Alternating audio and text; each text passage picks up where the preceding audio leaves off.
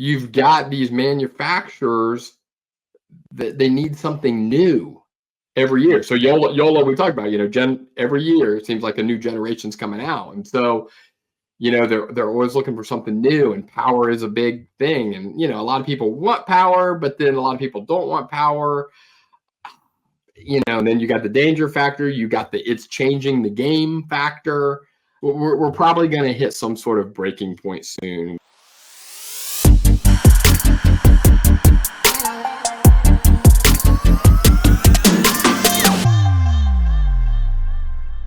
Hey everybody, welcome to the DH Pickleball Show. My name is Mike Behrens, and this is where I sit down every week with my good buddy David Henry and talk to him about how he is redefining senior pickleball by crushing the stereotypes of what it means to be a senior pickleball player. Boom. Got it, David. So in this week's episode, we're going to talk about pickleball paddles, specifically the Joola Gen 3 paddles. We're going to talk about some of those. We're going to go over some of the paddles. But first, let's talk to David and ask him how he's doing. How are you, bud? Hey, doing well. It's funny that I'm normally not this busy every night of the week, but it seems like whenever we sit down to record a show, those nights are just crazy busy. So worked a full day at my corporate job, and then bolted out and drove down to the Pickle Lodge, trained and drilled with Jeremy Campbell. Another awesome session for about 2 hours. On the way home, I'm on the phone with Coach Todd, the strength coach, because there's Coach Todd, the pickleball coach, and there's Coach Todd, the strength coach. So I need to delineate. But I was on the phone with Coach Todd, the strength coach, talking about some new phases, some stuff we're gonna be doing together. Well, I'm gonna be doing it, and he's gonna be leading the charge and telling me what to do. And then then I showered real quickly and sit down at 10:02 p.m. Eastern time to do this show. But I'm feeling good. Everything's going really well. How are you? I'm good, man. I'm good. How's wrist rehab coming? You're back playing now, so are you feeling pretty good with that before we jump into the paddle conversation? Yeah, I am. You can see I'm all KT taped up here. I haven't taken the wrist tape off. I don't wear that when I'm not playing, but I just haven't had time to take it off yet. But yeah, it's going well. I mean, again, I still feel a little strain after I play. Sure. But it seems like then the next day it bounces back. So knock on wood, I'm still able to keep playing and move forward. Good deal. All right. Yeah, I just wanted to check in on that. I hadn't asked you in a while in our private conversations, so I wanted to ask you real quick. Yeah, no, I appreciate that. No, that's good. Okay. All right. So tonight we're going to talk about paddles. We've had some episodes in the past about paddles. We've talked about the Joola paddles. You play with the Joola paddle right now, right? Yes, okay. So. But you let me know that Joola just launched a new generation of paddles. There's a Gen 3 paddle. Seems like there's a lot for market demand in this paddle to make the ball a little different, or make the ball hit a little different off the paddle. So Let's start though. What's significant about this? Let's kind of give me the rundown of what's going on with the paddles and why they launched them. Yeah, absolutely. And I need to be clear. Like Joola really has two lines of paddles. So one is kind of like the pro paddles, and then the other is like the rec paddles. And so what we're going to be talking, what we're going to be talking tonight is the professional paddles only. Those are the ones that most of the market cares about. The rec paddles again are just that more beginner, more rec, but everybody wants to play with the pro paddles. The rec paddles, the $30 and $40 ones that I see at Walmart once in a while. No, they're still probably a lot more than that. Okay, fair enough. Yeah, for sure. But no, that's funny. But the launch, really it's generation 3, so third launch. So the first one was probably about this time, I would guess March, April-ish timeframe of 2022. Okay. And then don't quote me on it. Then the Gen 2s probably came out almost a year later. And then here we are in April 2024, and the Gen 3 have come out. So it looks like Joola is on an annual springish cadence, where they're going to be releasing, upgrades, enhancements, and new versions of their paddles. My guess is on a yearly basis, but we'll we'll have to see if this pattern continues. Yeah. Okay. So Yeah. what's different about them? I mean, how do you progress? Forget again. We all know Mike doesn't know a ton about pickleball. He's learning as we go. But what's so different? How can you iterate on a paddle that much to make it that Yeah. significant different? Yeah. This, like, we're going to get into it specifically when we're going to talk about the Hyperion paddle, the one I use, and how it progressed through the 3 generations. And that's going to be a fascinating part of the discussion. Fascinating for me. Hope the viewers and listeners think it's fascinating. But yeah, really, it's around these paddles are really around power. Increasing the power. And so there's another paddle brand called Gearbox, and they came out with a paddle fairly recently that kind of just elevated the power, with that paddle. And then now other brands are keeping up. And so this is kind of Joola's release of paddles that can provide more power. So that's what makes Gen 3 different. Yeah, pretty much. And if you want to go ahead and pull up, I know we prepared a couple of slides, or 3, I think, slides. But pull up this first one. So yeah, so this just kind of lays it out for the people that are watching on YouTube, and for the listeners, I'll just try to articulate it as best I can. But this just shows the 6 different paddles that are in the Pro line for Gen 3. And so the first one is the Ben John's Hyperion paddle. And that one comes in 16 millimeter thickness. So that's what mine's right here. So 16 millimeter is the thickness across the ear. Comes in a 16 or a little thinner 14 millimeter version. And that one's got some yellowish accents to it. That's kind of some new color scheme to it. Then the Simone Jardim Hyperion, hers comes in just 16. Her signature paddle comes in just 16 millimeters, and it's got a little bit of bluish to it. The Ben John Perseus paddle, that's the one that he currently plays. Ben John plays with the Perseus model. That one comes in 16, 14. And then the Scorpeus paddle, so Collin Johns, Ben's brother, has a signature paddle in the Joola line called the Scorpeus. And the Collin Johns version comes in 16. And it's kind of got some orange color scheme, accent colors to it. And then Anna Bright, another top female pro, she plays with the Scorpeus, but she plays with a little bit thinner 14 millimeter one. And so hers has those yellow accent colors. And then brand new in the Gen 3 is the Magnus version. And so Tyson McGuffin, we'll talk about that in a minute, but he's another pro that's has a signature paddle with Joola. So this Magnus comes in 16 and 14.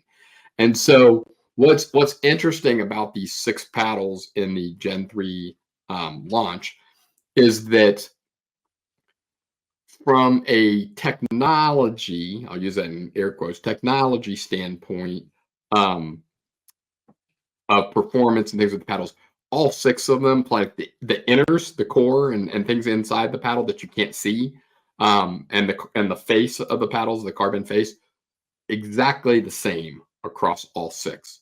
So really the only difference in these is shape and size. So you can see that the Hyperion model, it's got what's called an arrow curve. So you can see it's not really flat across the top. And so then it's like 16 and a half inches tall and 7.5 inches wide. The Perseus is the exact same specs as that, except it does not have the arrow curve. It's a more traditional rectangle shape that you can see. Yeah. Then the Scorpeus, the Collin Johns and Anna Bright Scorpeus at 16 and 14, those are a little bit more of a square paddle face as opposed to rectangle that you can see right here on this slide. And so those are 16 inches. So they're a little shorter, but then they're 8 inches wide. So they're a little wider. So it takes that rectangle and makes it more of a square. And then the Tyson McGuffin, the Magnus version, it's the exact same specs as far as length and width as the Hyperion and the Perseus, 16 and a half inches tall and 7.5 inches wide. But you can see it's got a little bit more of an elongated face. Therefore, the handle's shorter. So because if you look at the Hyperion and the Perseus, they're the exact same length, top to bottom, as the Magnus. but you can see that their handles are longer and the Magnus handle is shorter because it's got a little bit more surface area in the paddle face. So that's really the difference is really just size and shape is the only difference across all 6 of these paddles. Huh. What about the Ben Johns Hyperion and the Simone Hyperion? Is it just color? Is that the only difference between those two? I believe so. I think Okay. it's more. I think it's more of like I still play with the original Hyperion. We're going to talk about that in a second. Okay. If I were to buy a Gen 3 paddle, which I have not yet, and we'll talk about that too. But if I were to buy a Gen 3 paddle, I think it's more of a man versus woman thing. Oh, I don't know that I would want to play with a girl's paddle, and I don't know that a girl would want to play with the dude's paddle. So sure. but I think so. So I think Simone does play with the Hyperion. Ben does not. He plays with the Perseus, but he used to play with the Hyperion when Joola first came on the market. So I think they've just done that. But yes, the only difference between those 2 paddles is the signature on the paddle. So one has Ben John's signature on it, one has Simone Jardim's signature on it, and the color. But that is the only difference between those. Got it. And the fact that the Ben John's version does come in 16 and 14 millimeters, whereas the Simone one only comes in 16. Got it. So probably same thing with the Collin and I guess no, they're different widths, 16 and 14. Yep, I see that now. They're different widths. So the thicker paddle is going to probably give a little bit more control and a little less power. And so the Anna Bright 14 is probably a little bit more power, a little less control. So yeah, those are different a little bit. Okay, so what is the purpose of the different shapes? Like why does the curve on the end matter versus more of a rectangular end? It probably doesn't. I mean, I think Joola came out with the arrow curve initially, and it was kind of a new feature at the time that not many paddles had. I'm sure there's probably something due to aerodynamics and drag, and I don't know, at that level, but nothing really major. But Ben had previously with his previous brand of paddle, he had historically played with the more rectangle shape and not the arrow curve. That's back when he was playing with a Franklin paddle. And so I don't know. I don't know within the first year between when he played with the Hyperion for his first year and then switched to the Perseus. I don't know. He must have had some feedback that he liked the more traditional shape and not the arrow curve. As I understand it, he's heavily involved. He's got a material science engineering degree, I think from University of from the University of Maryland. Yeah, so he's got that type of degree. So I think he's heavily involved with the design of the paddles with Joola, giving them a lot of input. And so, yeah, for whatever reason, he wanted to switch away from the arrow curve to the Perseus shape. Got it. Okay. All right. That makes sense. I mean, it doesn't really make, to me, it looks like it's just a design choice for the paddles. I mean, is that pretty much the differentiating factor of it? Is just a design thing? Yeah, I think so. Yeah. Cool. Yeah. All right. Fair enough. Okay. So this is the whole lineup of the Gen 3 paddles. So there was obviously a Gen 1 and a Gen 2 of this whole lineup, or has there been a launch of a new paddle inside the Gen 3? The only new paddle inside Gen 3 is the Magnus. Tyson McGuffin. Okay. Yeah.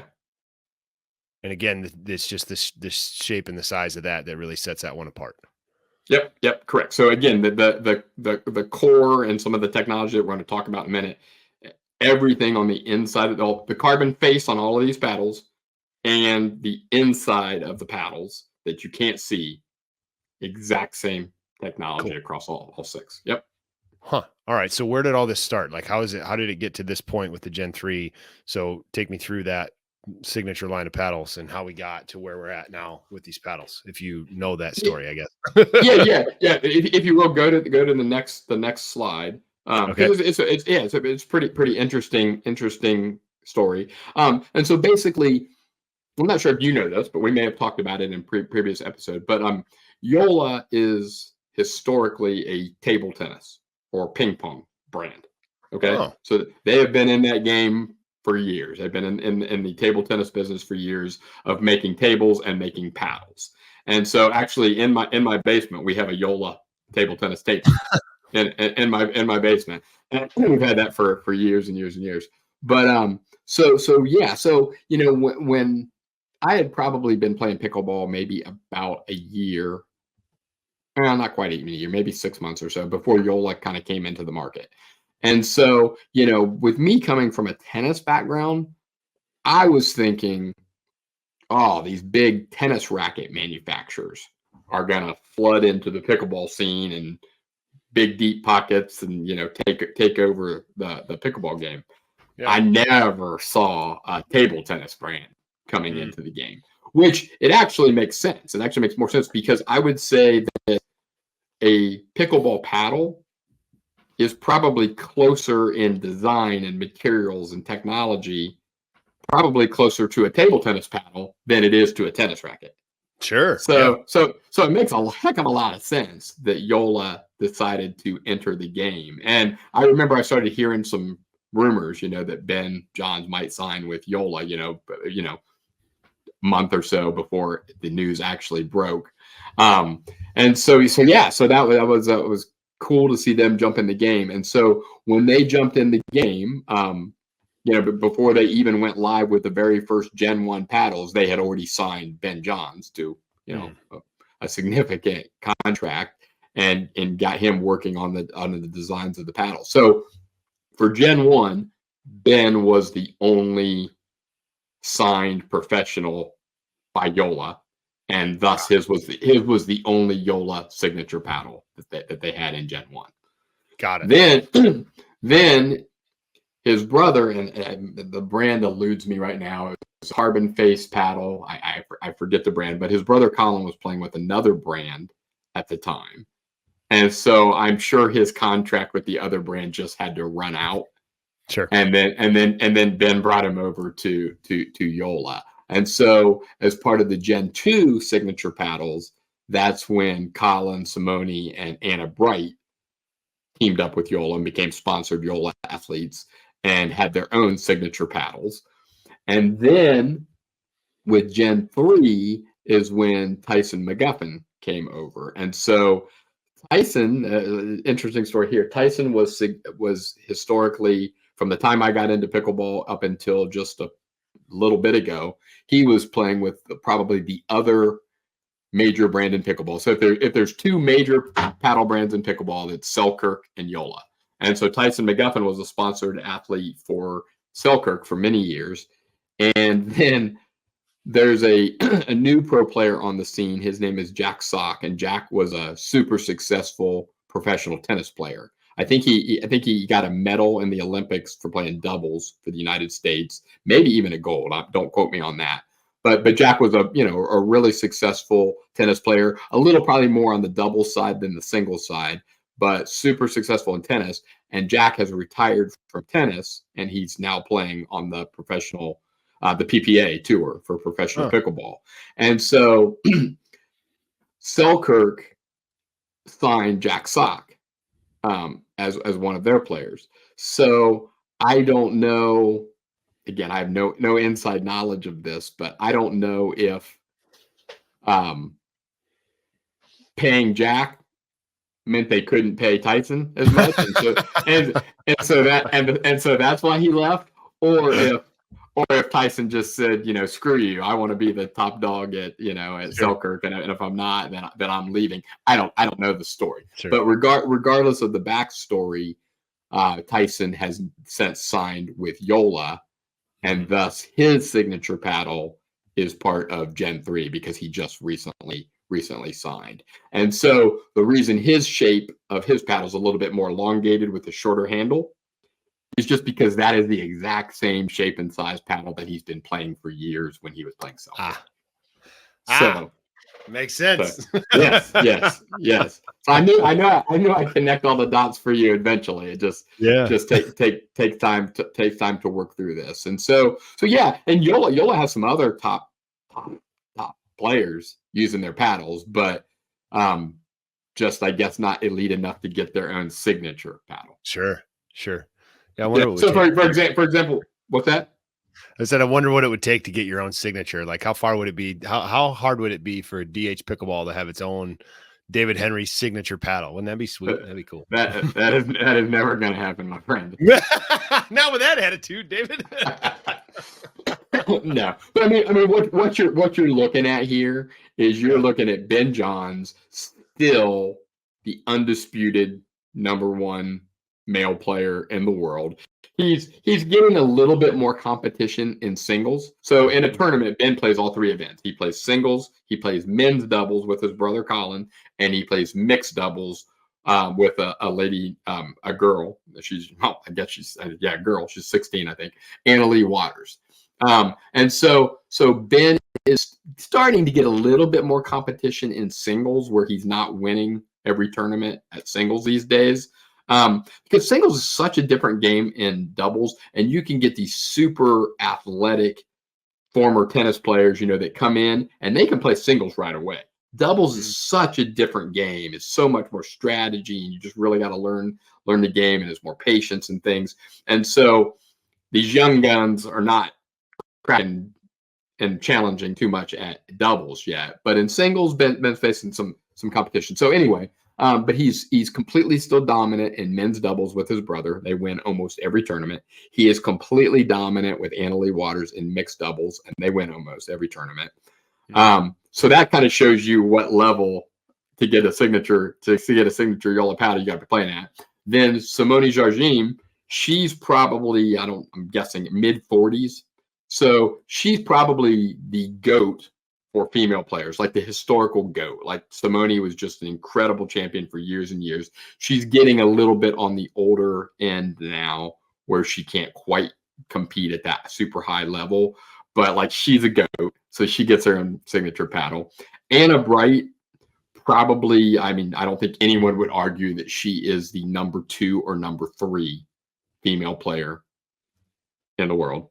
So she gets a signature paddle. And then Tyson McGuffin, he's probably not, top 10 everywhere. Probably top 10 singles, probably top 10. I don't know if he's playing singles as much, but top 10 doubles, top 10 mix, probably still a top 10 player. But he's just quite a personality. Like, yeah, sure. He's got a massive following on social media, and he's just a very, vibrant personality. Super well known in the game, so he gets his own signature paddle. And so, for example, there's this guy named Federico Staksrud, who incredible singles player, winning some tournaments on the PPA tour, competing very well in doubles and mixed doubles, and he's a Joola player, but he doesn't have his own signature paddle yet. So yeah, you got to be elite of elite, I think, to get a signature paddle. Well, get moving. You're going to get there. Get moving. I don't know any senior players that have a signature paddle. Simone, knocking on the door of maybe mid-40s, she's probably the closest to it. You can be the first. There's a first time for everything. And if you really want to redefine senior pickleball, this is where we're at, David. Whatever. Oh shoot, I love it. Okay, all right. So the line has grown. Obviously, the Joola paddle line has grown to Gen 3. It started with just where it was, and then got to Gen 3 now. So you've told me in the past that the Hyperion is the one that's, or we see the Hyperion is the one that spanned the whole list. So let's talk about that one for a little bit and talk about how it's changed over the 3 generations. If it's still the same paddle, what's the difference in all 3? Yeah. Go ahead and switch to the third and final slide here. I find this fascinating because, again, it shows the progress of all the different generations of Joola. Because, again, like you said, the Hyperion was in Gen 1, the Hyperion's in Gen 2, and the Hyperion is in Gen 3. And so if you look at the Gen 1, some of the features and benefits of the Hyperion was the arrow curve shape. So that was kind of new. I don't know that it was the first, but definitely up there. I don't know of any other paddles that kind of had that arrow curve design. So that was kind of something new. The raw carbon face, or what they call the carbon friction surface. Again, Joola wasn't the very first to come out with a carbon face, but they were right there toward the beginning of when carbon face paddles started to become popular on the market. then what they did is the other feature is called this hyper foam edge wall, and so basically just around the entire edge of the paddle, around the outer edge, but on the inside of the paddle, they put this foam. They injected foam around it, which just gives a little bit of a dampening feel, a little bit more forgiving on off-center shots, you know. So just adds a little bit of control and good feeling to the paddle. So that was new. I don't think that any other brands were doing that at the time. And then reactive honeycomb core, that pretty much the standard core that every paddle had. So that wasn't much of a big differentiator. And then what they did in, I'll call it Generation 1B, is that they came out with what they call Swift technology. All Swift technology is just lighter materials. So the first original Hyperions, which I don't play with the original anymore, I play with the Swift original. Okay, and so the original Hyperions were heavy paddle as far as just the overall static weight of the paddle, and then they tended to be more head heavy, which, as we've talked in previous episodes, that's going to increase the swing weight of the paddle. And so I think they were just too heavy, too high swing weight paddles that, you know, the market just didn't like. You know, because it's a beast of a paddle. Like, it's a beast of a paddle. And so I think they got feedback rather quickly that they needed to lighten it up. And so that's what the Swift is. It's the exact same as the original Hyperion. It's just a little bit lighter of a paddle. Got it. Yeah. Okay. Yeah. Makes sense. And so so then about a year later, Gen 2 came out. And so the Gen 2 continued with the aero curve. It continued with the raw carbon, the carbon friction surface. But then Joola added something what they call charged carbon surface. And I think it's just some sort of spray or covering on the carbon face that gives it a little bit more protection, and maybe, you know, I don't know if it added more grit or more span or whatever, but you know, a little bit of enhancement, basically, let's call it that, a little bit of enhancement to the carbon surface. They continued with the hyperfoam edge wall on the inside, still the same reactive honeycomb core, and then this was a big change, is what they called the carbon frame design. And so the original Hyperions, the carbon face on these extends right down here to the base of the paddle face, but before the handle. Okay. So because of that, and I actually had it happen on only one of my, I think I'm on my 5th original Hyperion. But on one of them, it gets a little wobbly or can even break at the handle. Okay. So the reason I've only had it happen on one, someone told me recently, well, you're just not hitting the ball hard enough. Whatever. But anyway, so what they did in the Gen 2 version of it is it's called like a unibody carbon face. So basically the carbon material that's on the face, it extends all the way down to the base of the handle on both sides. So having that carbon extend down gives it much more stability right at this point where it was getting wobbly and breaking on some people. So that was a big design change that was in that. And so then the Swift technology, I guess you could say, that continued because the weight of the Gen 2 paddles and the swing weights were similar to the Swift of the original version. Got it. Okay. So then, but it jumped up $50. That carbon frame design and the carbon surface. Yeah. So I forgot. I thank you for saying that. I forgot to mention the Gen 1 retail price was $220 on a Hyperion. Gen 2 was $250, and then viewers can see right now on the screen that Gen 3 is $280. So yes, it jumped. What is it? $30 jump each generation is what it's to. So anyway, with the Gen 3, it continued with the aero curve on the Hyperion model. continued with the carbon friction surface, continued with the charged carbon surface, continued with the reactive honeycomb core. But then this is the big technology change with Gen 3 is something called the propulsion core. Okay.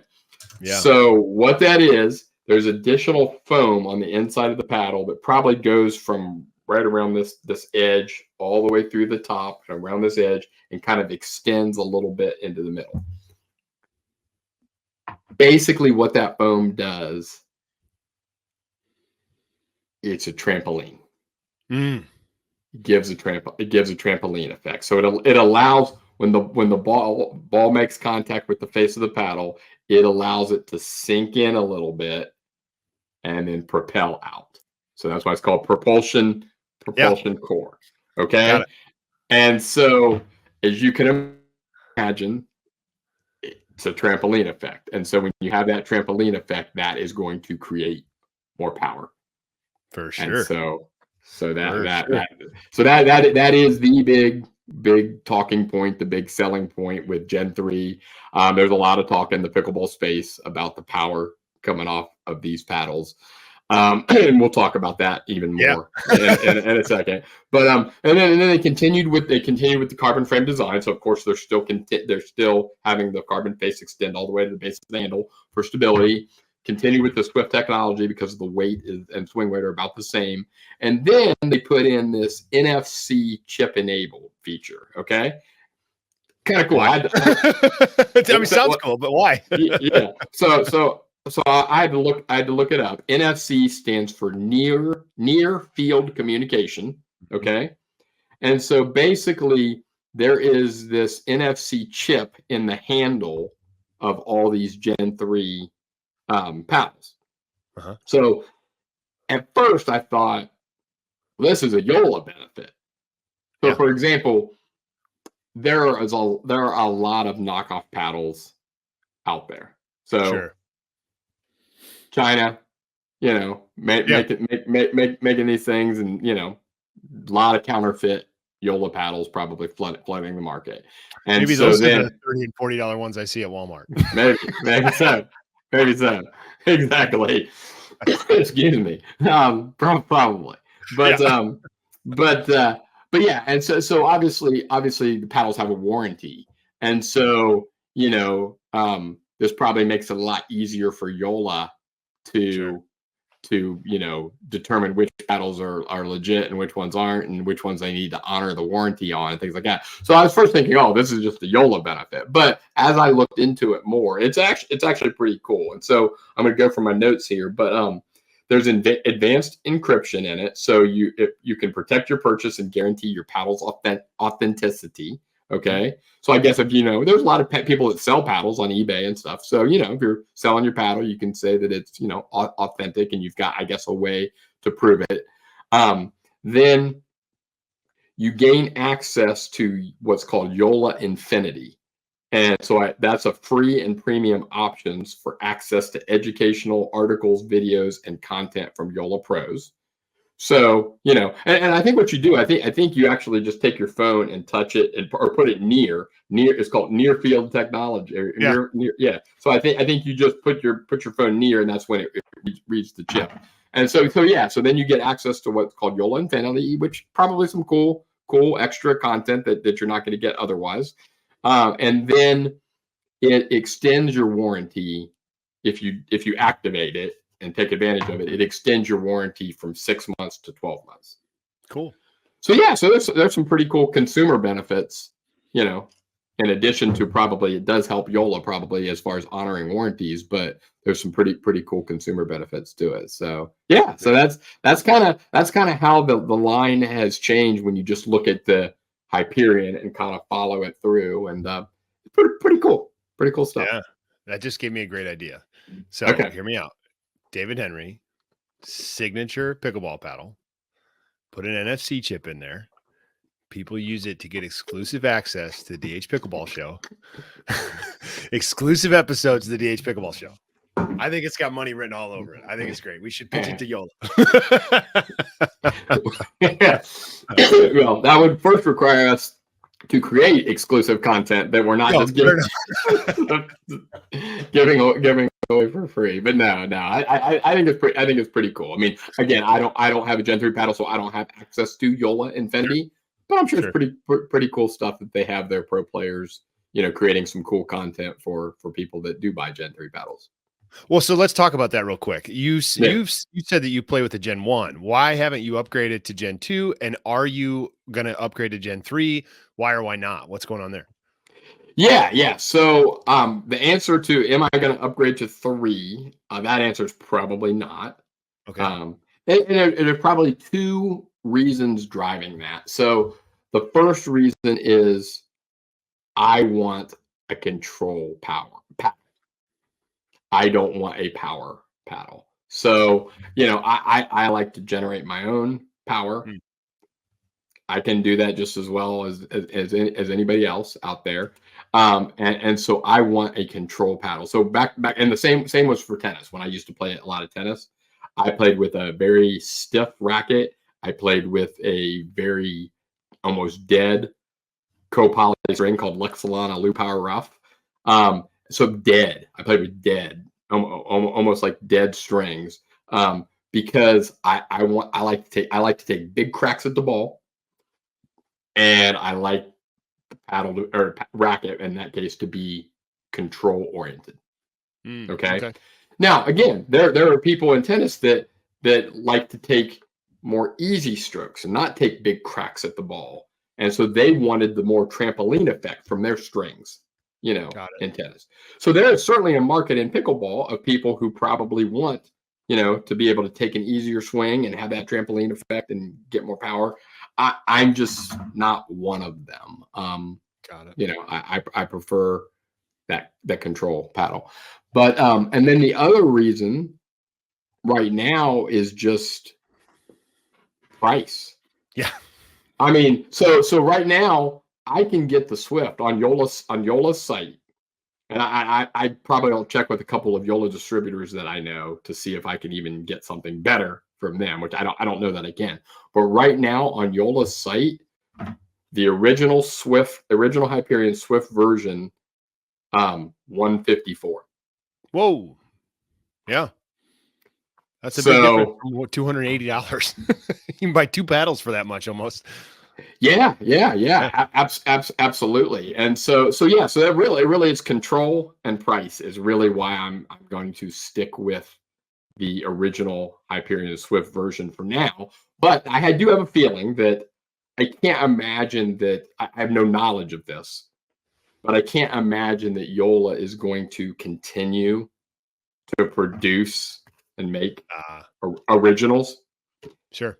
So what I will have to do is I will have to just either stock up on some right now for 154, and get a few more, or in the future see if I can buy some gently used ones off of eBay or something. As long as I want to continue to play with that one. I do think that at some point in time I will probably have to move to the Gen 2 Hyperion. Because I probably just won't be able to buy these. But I'm not ready to go to 3 because again, I want more of a control paddle. Well, what has stopped you from going to the Gen 2 already? Really just price. Oh, okay, gotcha. Yeah. The difference between this and the Gen 2, kind of we just talked about, but just to reiterate, is there's a little bit of enhancement maybe to the carbon face with this charged carbon surface. Yeah, thank you. Yeah. And then it's the extending the face down to the handle for more stability. Sure. But like I said, I've only had a problem with a little bit of a wobbly handle on one of my 5 Hyperions. Yeah, it was just, that's really the only difference between the Gen 1 and Gen 2. So no reason for me to spend the extra money and go to Gen 2 at this point. Yeah, no, that makes sense. That makes a ton of sense. Yeah, the extra $30 for just a little bit, a problem solved that you don't have, like it doesn't seem necessary to upgrade. Yeah. And we'll see, where the game goes as far as power. I mean, maybe I'll be forced to move to a Gen 3 at some point to keep up, but I don't think so. I don't think so. Well, that was kind of that's the next question I have is, so we talked about it, a couple episodes ago, the 5 things that are wrong, like problems with pickleball right now. And one of the things you said was speed and injuries coming and things like that. So how is this Gen 3 paddle, the propulsion technology, I guess real quick, is the Gen 3 paddle out and are people playing with it now? Yes, it was probably released a week or so ago. Okay. 2 weeks. What's the feedback? Like, how are people adapting to the higher speed coming off the paddle when it was already a problem before that? I mean, people are saying it's powerful. Oh, it's powerful. And so yeah, I mean, I think this is just adding to this big brewing problem in pickleball, and you're starting to hear a lot more talk about the speed of the game, and these paddles are getting to be too powerful. You're starting to hear that a lot. You're starting to even hear some pros be vocal about it. But as we talked about in that previous episode, man, it's a tough problem to solve because you've got these manufacturers that they need something new every year. So Joola, we talked about, every year it seems like a new generation's coming out. And so, they're always looking for something new, and power is a big thing. And, a lot of people want power, but then a lot of people don't want power. And then you got the danger factor, you got the it's changing the game factor. Some I don't know. We're probably going to hit some sort of breaking point soon where some governing bodies are going to have to step up and say paddles cannot get any more powerful. Again, and then they'll have to define it all. As we talked about in the episode, there's something called I forget what it's called, but the exit velocity. So, the speed that the ball leaves the paddle, so I don't know. I mean, but as of now, again, manufacturers are meeting market demand. They've got to come out with something new. They've got to continue to make revenue and have enhancements. And I don't know. I mean, as I said in that previous episode, I mean, it's a problem that I don't know where it's exactly going. I don't know, how I even fully feel about it.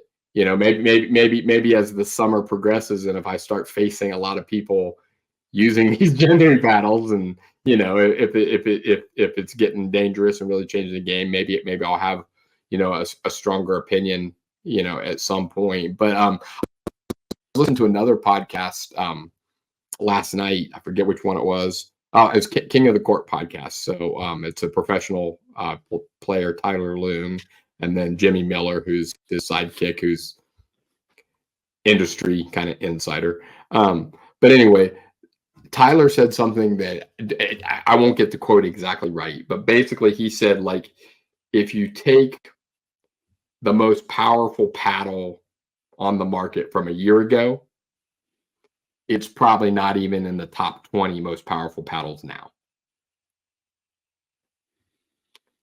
Wow. And so again, it's just this one-up game. And so Gearbox came out with powerful paddle. Now Joola's come out with powerful paddles. I'm sure other brands, and it's just this game where one up. I'm going to one up you, and I'm going to make my paddle a little bit more powerful again. And it's just going to continue until some governing body finally says this is the maximum power that a paddle can have. So. That's crazy. And it is going to get to a point where you're just going to have to stop because you can only have the ball coming off. So pretty soon they're just going to have slingshots on the paddles, Yeah. And I'm really interested too. I know one of my good buddies, Denny Kidwell, I probably need to talk to him about this and pick his brain because he's big into competitive men's softball. So he's played competitive men's softball at a high level for years. And, and I know the same things kind of happened with bat technology. I remember when my son was playing baseball when he was younger, when I was playing, it was just wood bats. Yeah. Then there were aluminum bats that were starting to come out, and then when my son was playing, there's these composite bats, and the bats are getting more poppy and the ball's flying off the bat a lot faster, and so I'm curious. I'm sure softball and baseball, I'm sure other sports have probably face these similar kind of growing pain problems that pickleball is having with regard to increasing technology. And I wonder how they're handling it. I do not know. Yeah, that'd be a good conversation to have. Check that one Yeah, out. So I for got sure. another idea. So hear me out.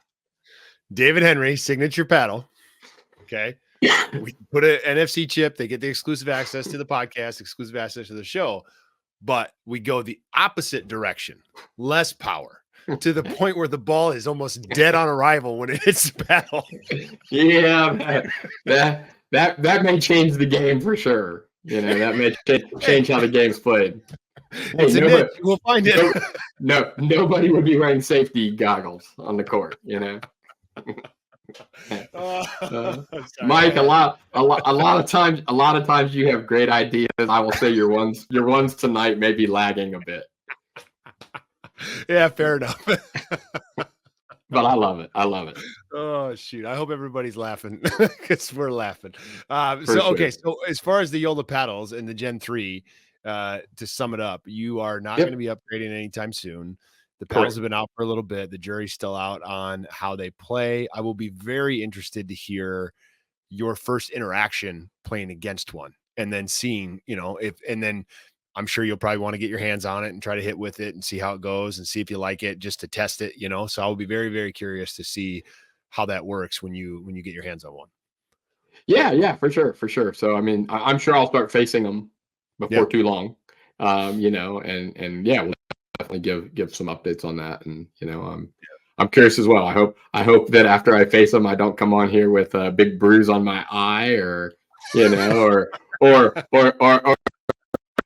or come on here for a results update and tell you that someone just totally blew me off the court because they had so much power and beat me 11-0, 11-0. So, hopefully none of those updates will come. But yes, I all kidding aside, as I get more feedback and information on these Gen 3 paddles, we certainly ought to share that.